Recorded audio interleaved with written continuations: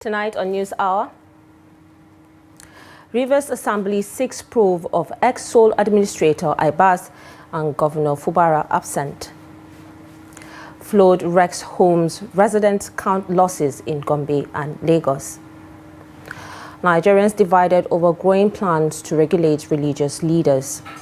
And on the foreign scene, 2 Ebola patients recover in DR Congo.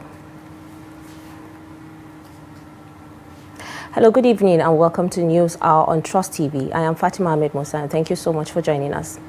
Now we'll begin with development in Rivers State, where the Assembly is demanding a full probe of retired Vice Admiral Ebok Ete Ibas, the immediate past sole administrator during the 6-month emergency rule declared in March 2025. To understand what is at stake, we take a look back at past sole administrators in Nigeria, what they were allocated, how their terms ended, and whether proving them has been customary. Abdullah Ahmed explains. The Rivers State House of Assembly's push to probe the tenure of retired Vice Admiral Ebok Ete Ibas, the sole administrator who oversaw the state during the recent emergency rule, has opened an old debate: what happens after an unelected administrator hands over power? Within Ibas's 6 months in charge, Rivers received at least 230 billion naira from FAC, an oil derivation, nearly 650 billion naira in internally generated revenue, and 300 billion naira already in the treasury. He also presented a 1.8 trillion naira budget, almost double the previous years. Now, lawmakers want a full audit of that period. Nigeria has seen this before. In 2004, when President Obasanjo imposed emergency rule in Plateau State after ethno-religious violence in Jos, Governor Joshua Dariye was suspended and retired General Chris Ali was appointed as sole administrator of the state. Questions later trailed the management of funds allocated for security and reconstruction during his 6-month tenure. 2 years later, in 2006, Ekiti State faced a similar episode. President Obasanjo again declared a state of emergency, suspending Governor Ayo Fayose and appointing retired General Adetunji Olori as sole administrator. At the end of his stint, state lawmakers and civil society groups raised calls for audits into how federal allocations and emergency funds were spent. Now, Rivers finds itself in the same position. Billions of naira were released by the federal government to stabilize the state during its emergency period. But the Assembly wants to know how those funds were utilized. While auditing outgoing administrators is not yet a strict tradition, past experiences in Plateau and Ekiti State show that once emergency rule ends, scrutiny follows. The question is whether Rivers probes signals a shift towards making accountability the standard practice whenever sole administrators manage public funds. Abdullahi Ahmed, Trust TV News.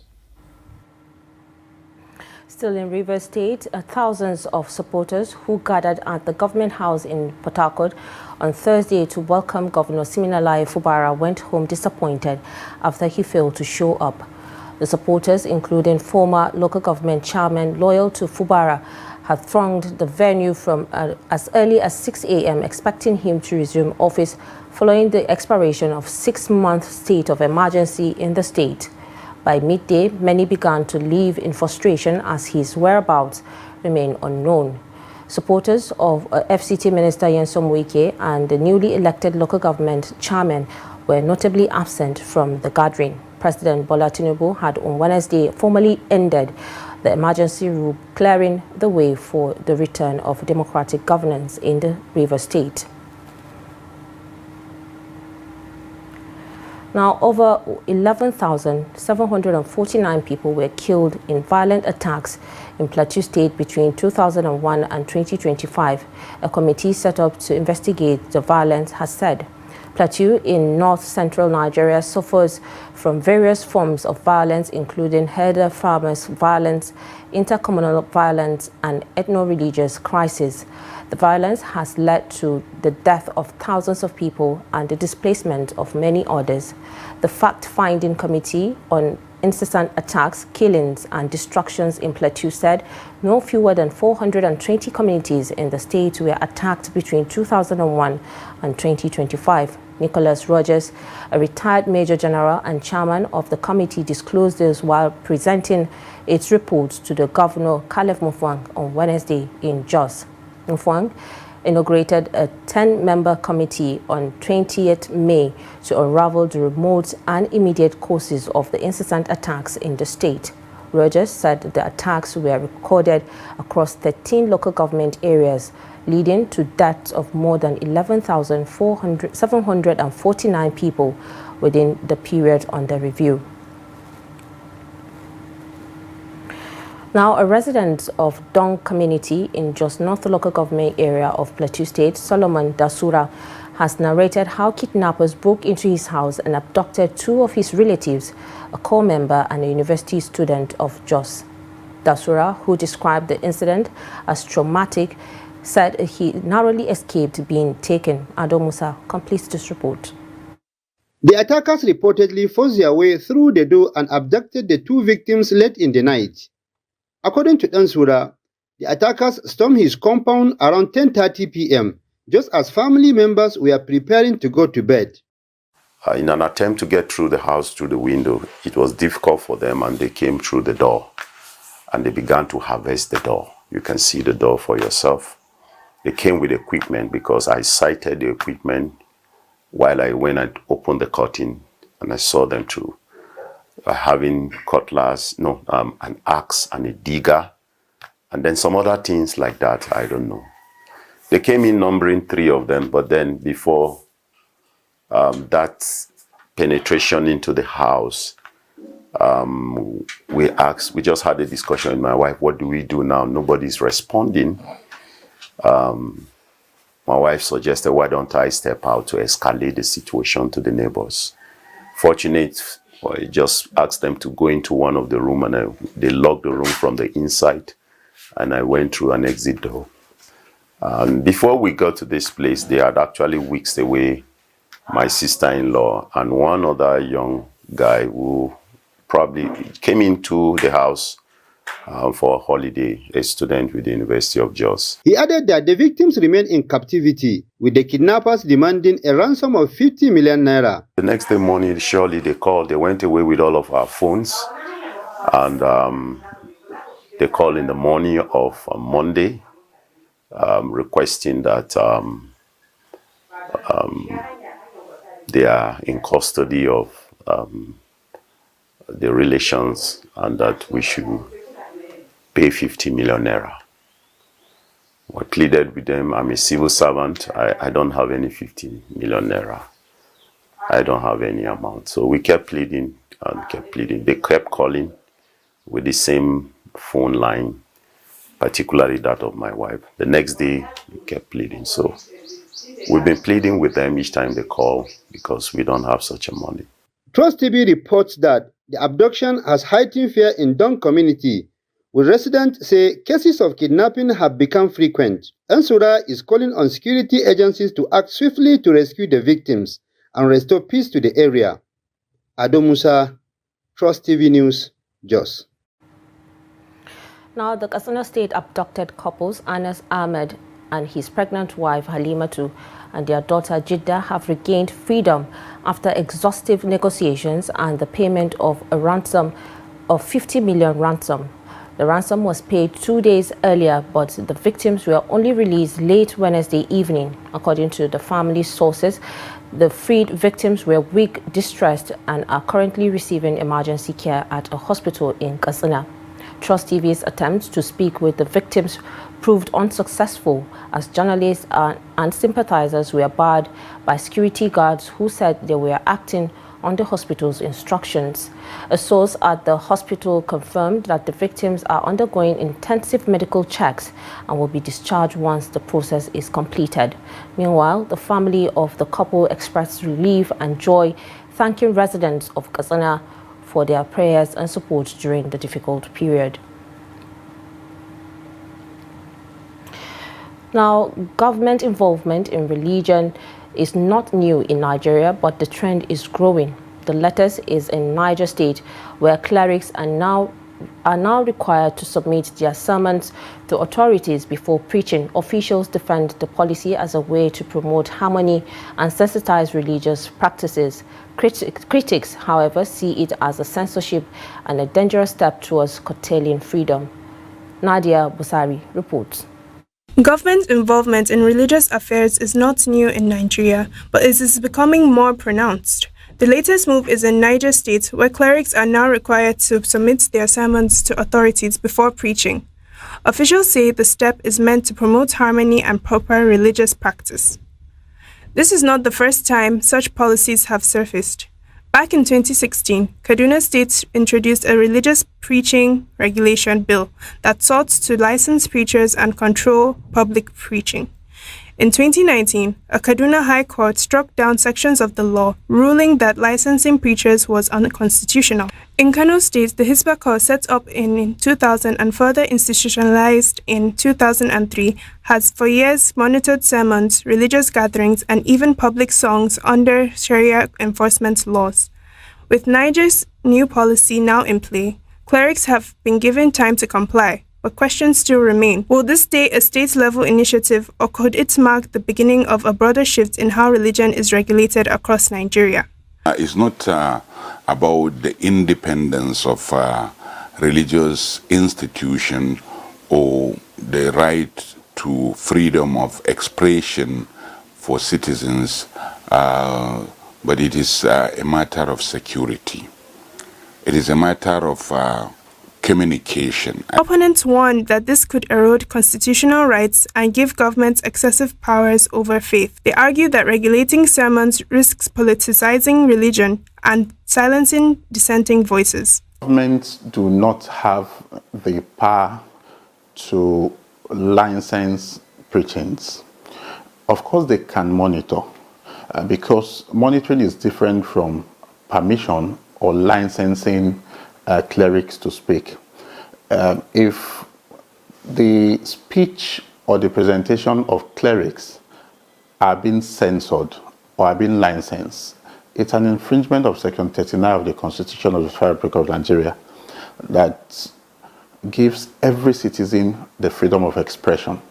The Christian Association of Nigeria is also raising eyebrows, insisting that while regulation may sound well-intentioned, it threatens religious freedom if abused. Nigeria is a multi-religious and multicultural society, and for us to come up with a law that seems to restrict the religious freedom of some adherents of certain faiths, it's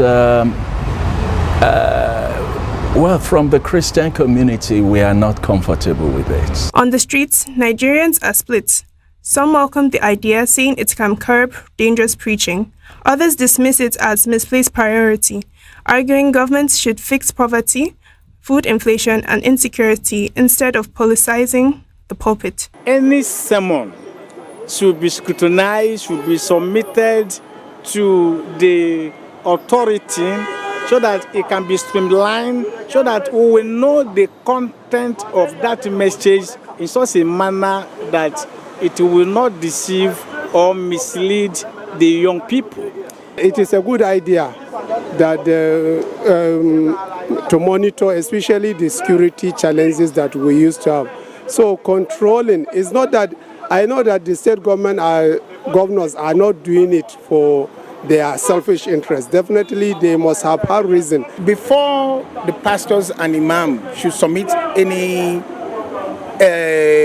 matter like that, I believe I will expect the pastors and the government should have a closed door meeting. They should liaise and discuss it. It suggests oppression, because one of the fundamental things that the Constitution provides for in Chapter 4 of the Constitution is freedom of religion. That freedom of religion covers both you that believes in a particular, you that is involved in a particular religion believes in a particular doctrine. With clerics given time to comply, the big question is whether Niger's decision will remain a local experiment or signal a new wave of state-driven control over religious life in Nigeria. Nadia Busari, Trust TV News, Abuja. Now, on the education sector, the federal government's reintroduction of history in Nigerian schools has been generating public support, with many advocating its impact in strengthening national identity, unity, and patriotism. Trust TV's Noel Sampson examines how schools are adapting and what this move means for the future. History has always been central to education in Nigeria. It was first taught during the colonial period, but was removed from the curriculum in 2007 under President Obasanjo, when it was merged into social studies by the Nigerian Educational Research and Development Council. Criticisms from academics, parents, and cultural advocates led to its gradual return in 2019. The federal government approved history as a standalone subject by 2025 under President Bola Ahmed Tinubu. It became compulsory in primary and junior secondary schools with the goal for fostering unity, patriotism, and national identity. At schools visited by Trust TV in Abuja, both government and private institutions confirmed that they have been teaching history for at least 2 years. Teachers like Aditutu Akambi described the decision as a turning point for education. The students will be able to know more about their country and other countries, and then what's happening in other countries, and it will educate them more generally. It shows that history teachers are vital to the country, and they are needed everywhere now. Education experts say the move should have come much earlier. Gift Okorungu, an educational consultant, says history is fundamental to building a strong national consciousness. She also dismissed fears about the shortage of qualified teachers. I don't think it's a difficult thing to teach history. Teachers that teach commerce, that teach governments, that teach civic, can also teach history. It's just a thing that just for them to adopt the curriculum. With the curriculum, it's an easy subject if you look at the breakdown of the objectives and everything that has to do with the history curriculum. But how do parents feel about this? On the streets of Abuja, they share their views on why history matters to their children's education. Take for my I have a son that is overseas schooling, you understand? He wasn't well grounded with my culture, my tradition and everything. And today at times I talk with him, he say, Daddy, how are you? Daddy, you understand what I'm saying? So if they are well grounded in history, which unfortunately I wouldn't know what era they actually removed that thing, but then the reintroduction, like seriously, it really give value to our children because they'll know where they are coming from, and if you don't know where you're coming from, where are you going to? The education system have little faults some years ago while removing some subjects from the curriculums, which is very bad as well, because history is very important to the nation as well. We need to know things in the past. We need to know history. Without history, you can't even know your origination. History is something that would let the children know more about Nigerians, about some things. You know, since the new syllabus, since they removed the history from our syllabus, you can see some children cannot even tell. And for the learners themselves, the excitement is clear. Many see history as more than just dates and events. I really love it because our teacher she takes her time, she explains all the topics well, so it's a really good topic and subject. Actually, history is actually a very important topic. It teaches us a lot of things about our past, like our past heroes and what they have done to Nigeria, about culture. The reintroduction of history offers more than knowledge of the past. It gives students context to understand the present, instills pride in their roots, and sharpens critical thinking and encourages tolerance through cultural awareness. It also teaches hard lessons from mistakes of the past, lessons that can guide future leaders. By reconnecting with Nigerian story, today's students are better prepared to shape tomorrow's society.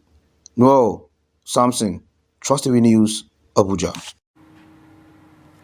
Hours of torrential rainfalls in Gombe on Tuesday left bridges cut off, houses destroyed and families stranded. From Oji Estate to Kondolom and other surrounding communities, residents are counting their losses while the government promises swift intervention. Hassan Lawan Koli reports. In Oji Estate, Kondolom and Madaki, floodwaters on Tuesday morning swept away household items, destroyed homes, and rendered key roads and bridges impassable. Misalin karfe 8 na safe ana ruwa muna ciki sai na ji It was kara. around 8 So o'clock in gada the ne da morning yanke when the bridge sai katangan mu ya collapsed, bringing biya down our fadi. wall So na as fito na well. zo na duba. We just hope So the mun rasa government abin da will act zamu yi. quickly Shine as muka kawo yan promised. duwatsu muka jera ta can muka dan sa wasu kuma ta nan. There are many people outside here who are using this road, particularly people from Kuruba, from Titi, from Uro, Kuna. Many communities were using this road. With that, before the construction of that road, this road is the only road within this area. Even from Malan City, it is this road that we are using to go to the town. Government can't do it alone. I am the government, you are the government, we are the government. Most of the time we tend to contribute, you understand, to make it right, because most of the people that were coming to this site, most of the people that were living around this site, they have the right vehicles and whatsoever. So you can't wait for the government to do, because government cannot do it alone. Government officials who visited the affected areas carried out on-the-spot assessment, promising urgent interventions.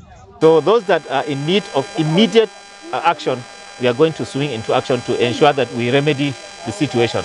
And there are those that require some long-term solution, and we have our engineers have seen it, and they will come and reassess and come up with a lasting solution to the issues.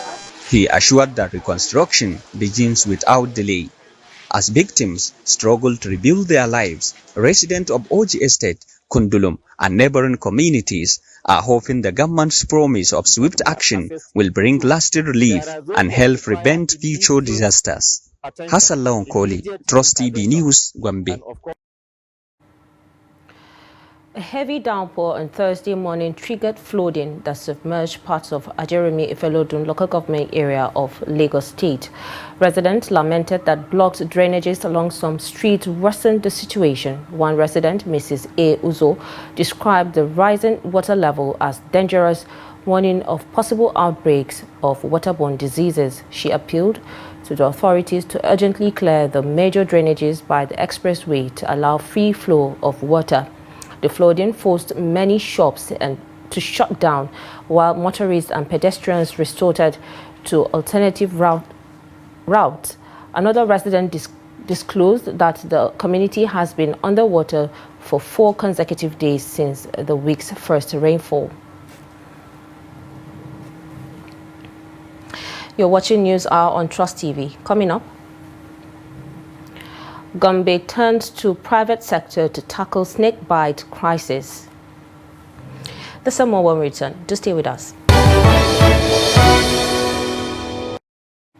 Welcome back. If you're just joining us, this is News Hour on Trust TV. In case you missed it, here's a recap of our top stories again. We told you that Rivers Assembly seeks proof of ex-sole administrator Ibas, Governor Fubara absent. And flood wrecks homes. Resident count losses in Gombe and Lagos. Now moving on, the Nigerian Senate on Thursday held a marathon meeting with striking resident doctors in Abuja as part of efforts to resolve the industrial action that has crippled healthcare services across the Federal Capital Territory. The doctors, led by Dr. George Egbong, the president of the Association of Resident Doctors, FCTA, began an indefinite strike on Monday. Now they are accusing the FCT Minister Nyesom Wike of neglecting long-standing welfare and service-related issues. The report. The session, chaired by Senator Peter Jimikuta of Taraba South, saw lawmakers commend the doctors' patriotism for staying committed to service despite the ongoing exodus of medical professionals. Senators acknowledged the poor working conditions and pledged to push for urgent remedies. Committee members appealed for a short-term solution and urged the doctors to suspend the strike while the Senate engages the FCT administration. Listed your issues, but in your presentation, I would have loved to hear some short-term demands. There are longer-term demands that cannot be fixed immediately. Equipment to be imported, shortage of equipment, policies to stop Japa syndrome need to be put in place, etc. Senator Jimmy Kuta assured the delegation that he would personally meet with Minister Wike before the end of the day to seek immediate relief measures. And let me tell you something. Let me just highlight one or two things.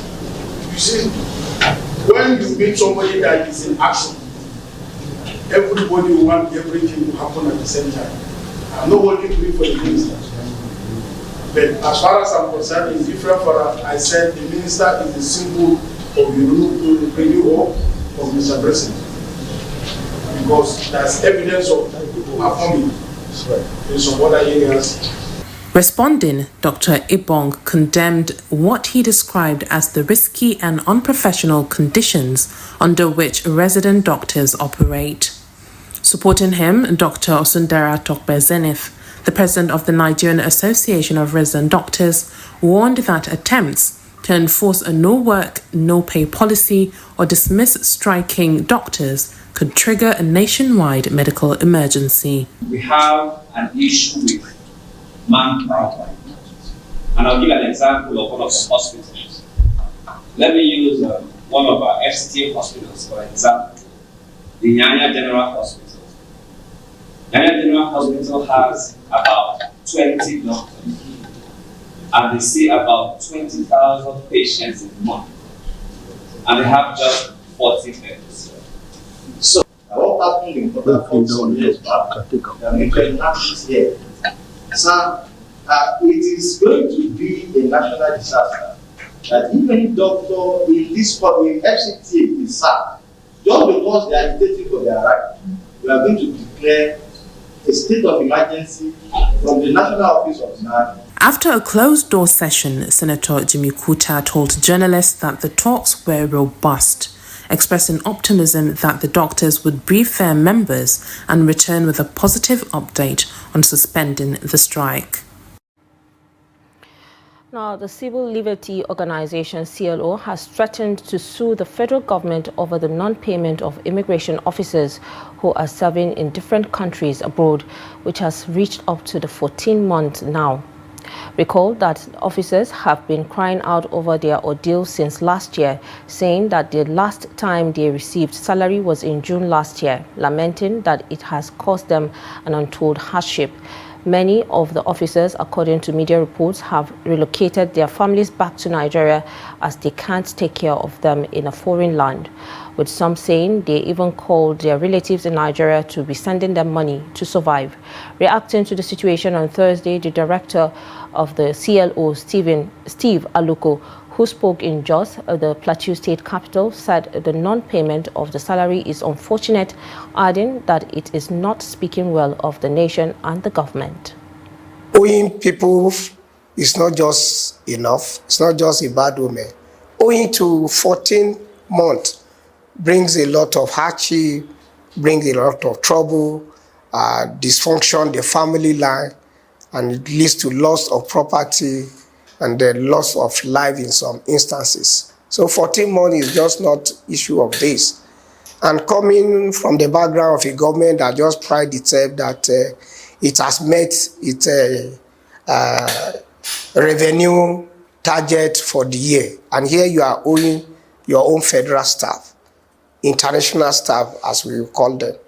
So it is regrettable. And to us in Civil Liberties Organization, we totally condemn it. And we say it's unacceptable.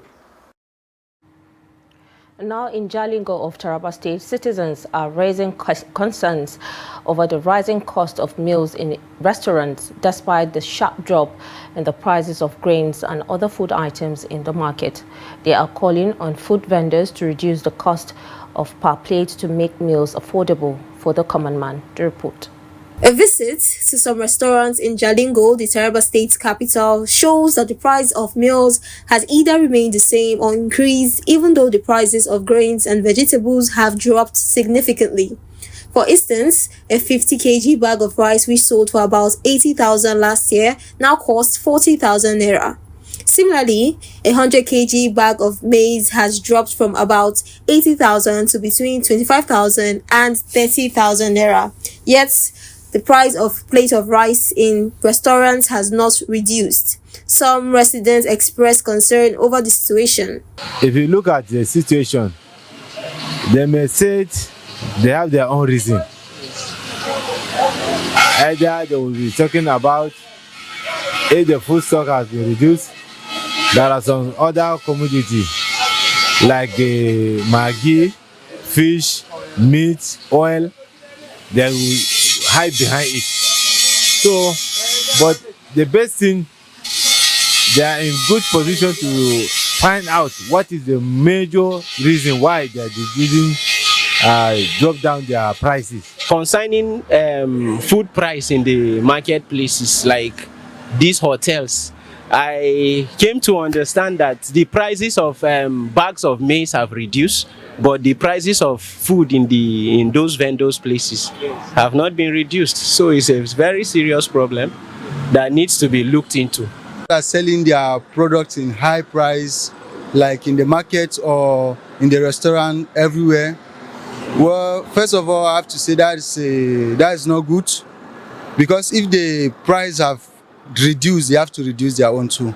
Because normally some people, they are going through a lot and some things are very hard for them.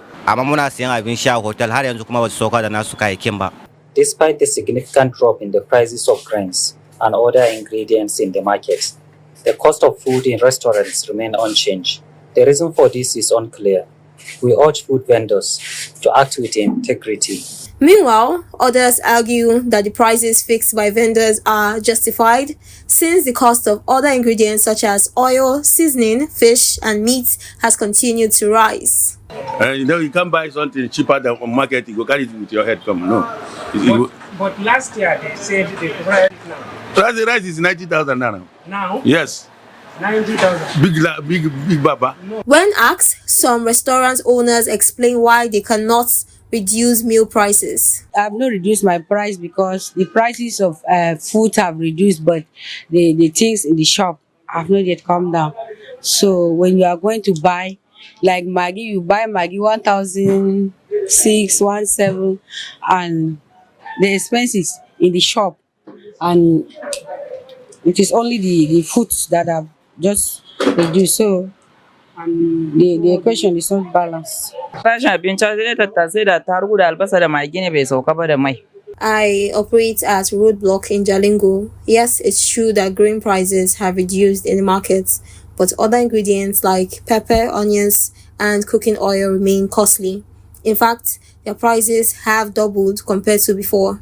The food vendors called on customers to understand the situation and urged the government to take steps to address the rising costs of their essential commodities. Now, the National Drug Law Enforcement Agency, Kano Command, has transferred 450,000 intercepted pills of pregabalin capsules to the National Agency for Food and Drug Administration and Control for further forensic and regulatory examination. Pregabalin, an anticonvulsant and pain relief medication, has in recent years become one of the most widely abused prescription drugs in Nigeria. Originally intended for treatment of epilepsy, neuropathic pain, and anxiety disorders, has now found its way into the black market, where it is misused for its sedative and euphoric effects. The drug's increasing abuse has been linked to the rising cases of addiction, mental health crisis, and social unrest, particularly among young people in northern Nigeria. The consignment was intercepted recently by an NDLA patrol team on the Kano-Hadeja Road. The drugs were concealed in a van and packed in 60 cartons. The public relations officer for the command, Sadiq Megatari, disclosed this in a statement on Thursday. Now, stakeholders in Gombe State have raised concern over the rising cost of anti-snake venom, describing it as unaffordable for ordinary citizens, while warning that the situation is worsening the dangers of snake bites in the state, which records the highest number of cases in Nigeria. There are now growing calls for public-private partnership to produce the cure locally. The report. The Despite the provision of 48 hours of free medical care for victims, health experts and community leaders have raised alarm over the increasing complications from snake bites, particularly in rural areas of Kaltungo. They note that while anti-snake venom remains the only proven treatment, its high cost puts it out of reach for most victims, many of whom are peasant farmers. Experts are urging the government and investors to support local production. We have all the necessary things needed to produce it locally. We have the snakes, we can get the venoms, we have the animals for immunization, and with investment, either within a private or public-private setting, with political will by the government, I think it's crucial that we produce antivenoms locally. Otherwise, like last year, there was severe scarcity. A vial that should cost 20,000 was selling at 250,000 naira per vial. That is unacceptable, and many of our patients cannot afford it. That is not to say it will be cheap or it will be given free. Even if it's produced locally, there has to be a revolving fund wherein there is some amount put to sustain the profit, so to say. Records from health authorities show that Gombe State remains the most affected by snake bites in Nigeria, with thousands of reported cases annually, especially in farming communities. We have sufficiently raised the issue of snake bite to the attention of government and governments generally, so that we have at the end of the day fewer people being killed by snakes as a result of lack of antivenom.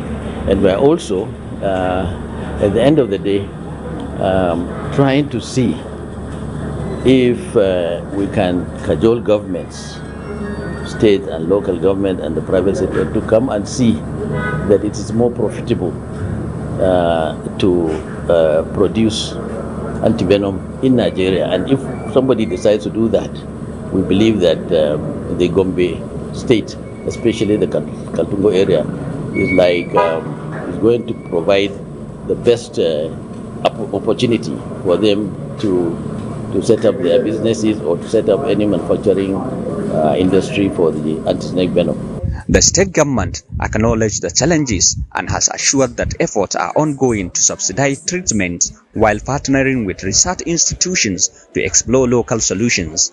As snake bite risks continue to rise, residents of Kaltungo and other affected communities hope that the call for local production of anti-snake venom will be taken seriously in order to save lives and reduce the burden of the deadly scourge. Hassan Lawan Koli, Trust TV News, Gombe. Now to Adamawa State, Governor Ahmadu Fintri of Adamawa has commended the 2025 Hajj Committee for effectively managing this year's pilgrimage. The governor also assured that his administration will continue to support smooth and efficient Hajj operations for Muslim faithful in the state. Gibson Swadigo reports from Yola.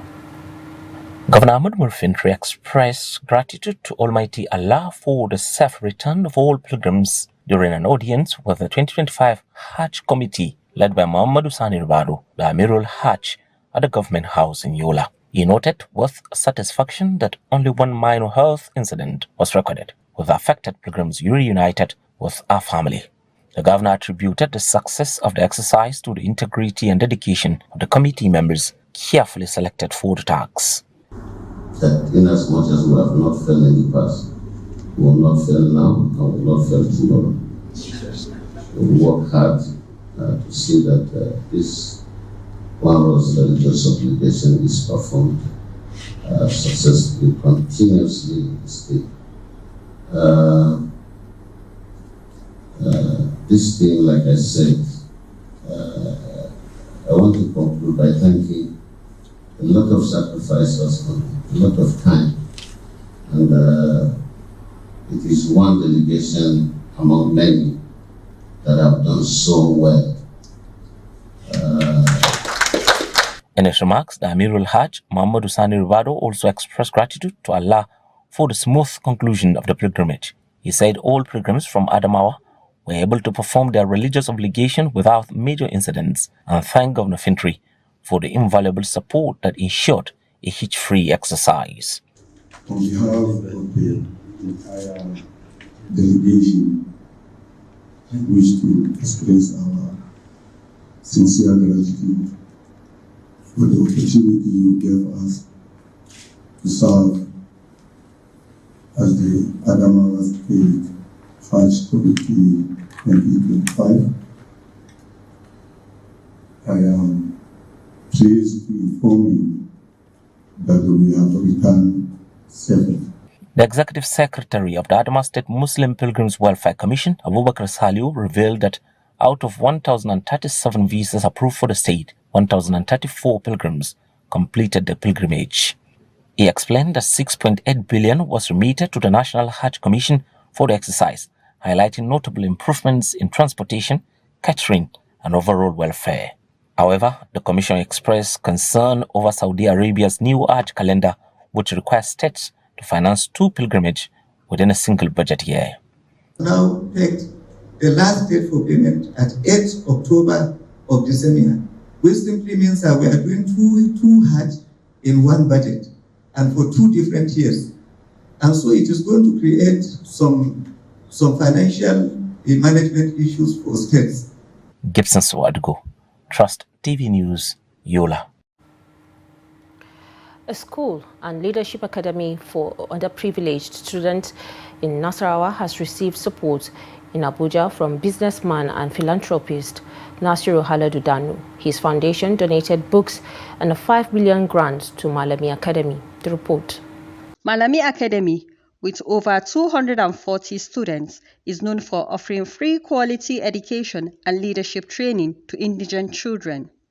To support this mission, the Sardauna Duse and Tafida Babadaura Foundation presented 50 copies of former President Muhammadu Buhari's autobiography, along with a 5 million naira grant. Dano, who chairs the foundation, said the gesture was aimed at strengthening the academy's scholarship program and nurturing future leaders. He pledged continued partnership with the school. This is a life story and lifestyle and also legacy of a veteran general. So please, this is 50 copies. This was donated by from Tukuru Burati yesterday. 50, give me 500 copies, my foundation, and I'm sharing this with you. We also intend to share some to other institutions. And to say that in doing the kind of good work you're doing, giving back to society, NHD Foundation will also donate 5 million naira so that you can use that to pay more scholarship through your honest selection to get the poor of the poor. An associate of Danu, Mr. Apovi Uyo, commended the academy for raising future leaders through education, describing the donation as timely. We all know what we are currently facing in terms of the economic hardship in the country today. So anybody that donates even 1,000 naira is really doing a lot. That's very true. That's really doing a lot. So Nasiru, I thank you. You've always been a supporting pillar to so many people, friends, our childhood friends, organizations. And I think this is a very laudable one you've done now.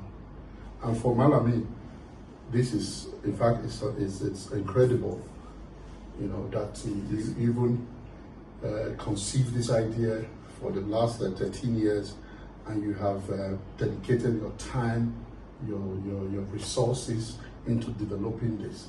You said something that was very touching. It takes just one person within a year. It could change all our lives. It's actually good. The academy has become a beacon of hope in Nasarawa.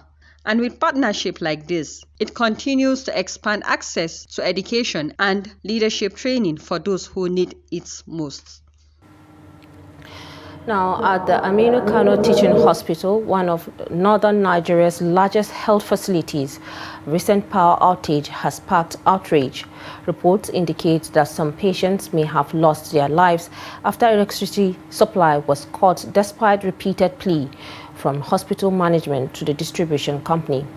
The incident has raised serious questions about accountability and the protection of critical health institutions. In the aftermath of the incident, the federal government has announced plans to take the hospital completely off the national grid. Abdulaziz Ibrahim completes this report. Aminu Kano Teaching Hospital currently spends about 150 million naira monthly on electricity bills and an additional 30 million naira on diesel to run its generators.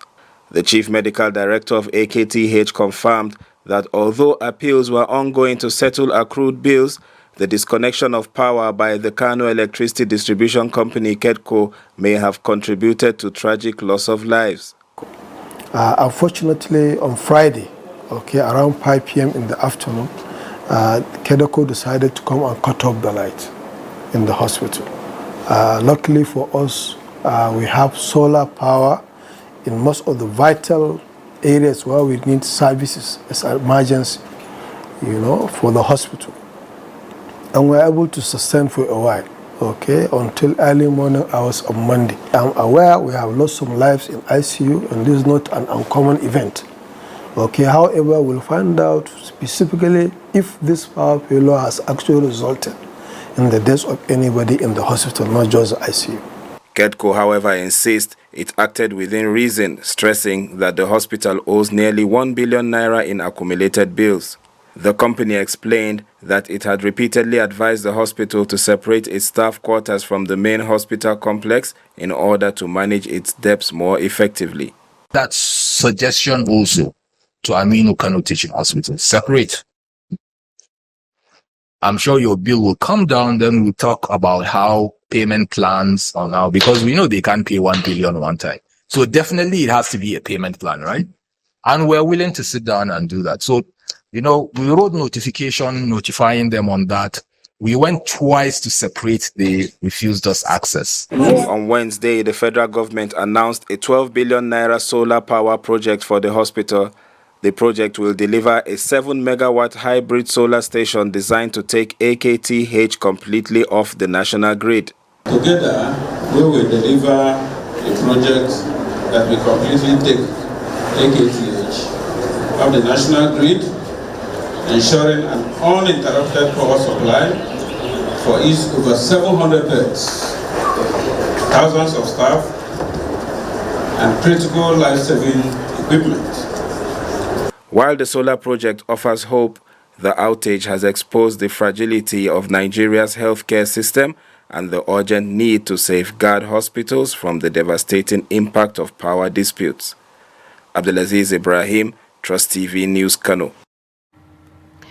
Now in business, the Revenue Mobilization Allocation and Fiscal Communication Commission, RMFAC, has underscored the urgent need for government at all levels to embark on transformative economic diversification to meet current economic realities. Chairman of the Commission, Muhammad Bello Shehu, at the retreat spoke of the need to evaluate existing revenue mobilization frameworks, explore innovative avenues for economic diversification, and strengthen collaboration with the states and other relevant stakeholders.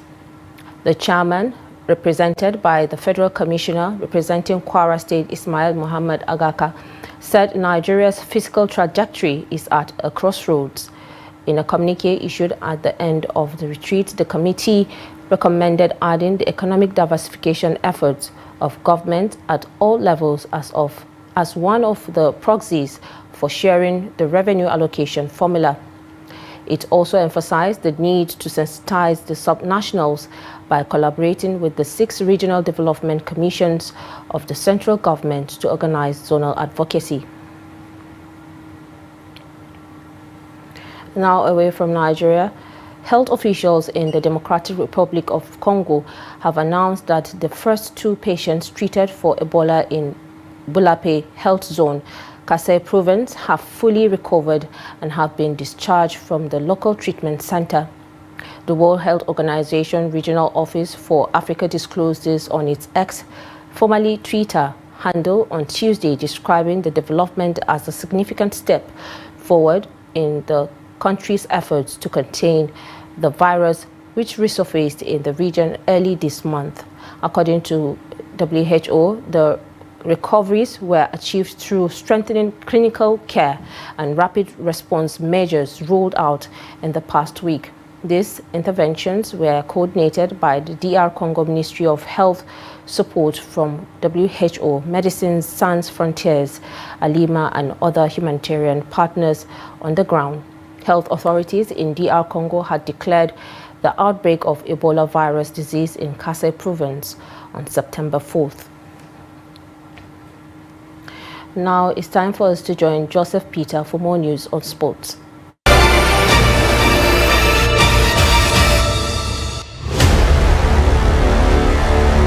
Nigerian under-18 women handball team were held to a pulsating 31-31 draw by spirited Benin Republic side on Wednesday in their second group game at the Africa Women Youth Handball Championship in Oran, Algeria. Coach John Uzo-led team started better than they did against Tunisia and went into halftime with a 17-15 lead, showcasing more sharpness in attack and better ball circulation compared to their opening defeat against Tunisia.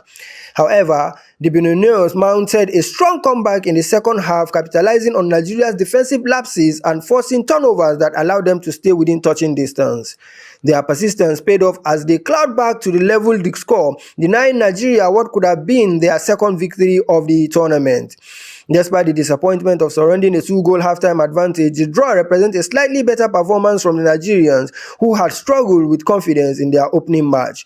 Nigeria will now look to build on this fight display as they continue their campaign in Oran, with their next fixture seen as crucial in determining their progression in the competition. Now in football, Nigeria Super Eagles have been handed a potential lifeline in their 2026 FIFA World Cup qualifying campaign after World Football Governing Body FIFA officially charged South Africa for fielding ineligible midfielder Teboho Makona in their Group C clash with Lesotho in March. In a letter dated 15 September 2025, FIFA confirmed to the South African Football Association (SAFA) that both the federation and Makona faces charges of breaching disciplinary regulations. The case has been referred to the FIFA Disciplinary Committee, with SAFA given 6 days to respond. The development follows weeks of media outcry after FIFA initially overlooked the incident despite similar cases in Africa, including Nigeria, Equatorial Guinea, and Cape Verde, being met with forfeitures, point deductions, and fines. If South Africa are found guilty, the Group C table will be reshaped in Nigeria's favor. Benin Republic would move level with South Africa on 14 points, though Bafana would hold only a slender goal difference edge, +5 to +4, while Nigeria, currently trailing, will be within touching distance of the leading pair, reviving hopes of catching up in the final rounds. Lesotho would benefit with 3 extra points but remain outside the qualification race. Seeing the possibility of South Africa losing points, Nigeria could find their pathway to the 2026 FIFA World Cup more attainable. Analysts suggest that the disciplinary committee could inject fresh motivation into the Super Eagles campaign as they prepare for their remaining qualifiers. The FIFA disciplinary committee's ruling, expected soon, could therefore prove pivotal not just for South Africa but for Nigeria's dream of returning to the global stage in 2026. That's Sport News. I'm Joseph Peter.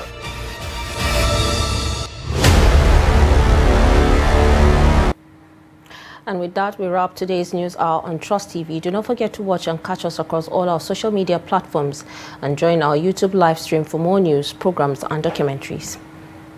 I'm Fatima Ben Musa from me and the crew. Good night and thanks for watching.